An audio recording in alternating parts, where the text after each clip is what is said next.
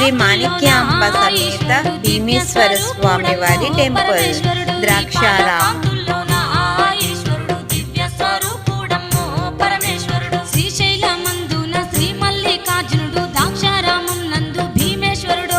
ఇక్కడ క్షేత్రపాలకుడు అయిన శ్రీ ఆంజనేయ స్వామి వారిని లక్ష పత్ర పూజ చేస్తున్నారు. లక్ష తమలపాకుల పూజ చేస్తున్నారు.